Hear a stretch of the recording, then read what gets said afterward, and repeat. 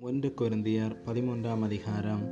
நான் மனுஷர் பாசைகளையும் தூதர் பாசைகளையும் பேசினாலும் அன்பு எனக்கிராவிட்டால் சத்தமிடுகிற வெண்கலம் போலவும் ஓசையிடுகிற கைத்தாளம் போலவும் இருப்பேன்.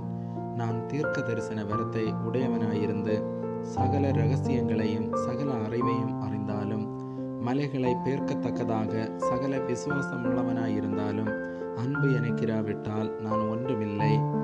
எனக்கு உண்டான யாவற்றையும் நான் அன்னதானம் பண்ணினாலும் என் சரீரத்தை சுட்டரிக்கப்படுவதற்கு கொடுத்தாலும் அன்பு எனக்கிராவிட்டால் எனக்கு பிரயோஜனம் ஒன்றுமில்லை.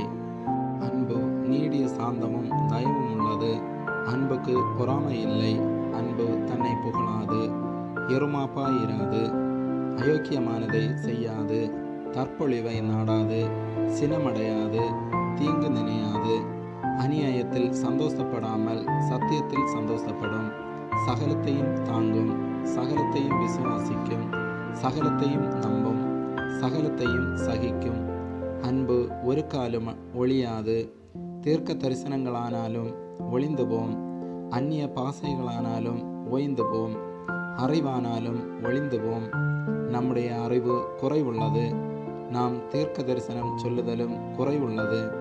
நிறைவானது வரும்போது குறைவானது ஒளிந்து போம்.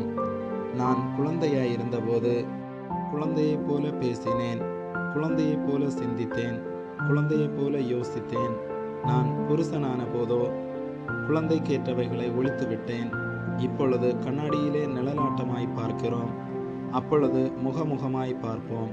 இப்பொழுது நான் குறைந்த அறிவுள்ளவன், அப்பொழுது நான் அறியப்பட்டிருக்கிறபடியே அறிந்து கொள்ளுவேன். இப்பொழுது விசுவாசம், நம்பிக்கை, அன்பு இம்மூன்றும் நிலைத்திருக்கிறது. இவைகளில் அன்பே பெரியது.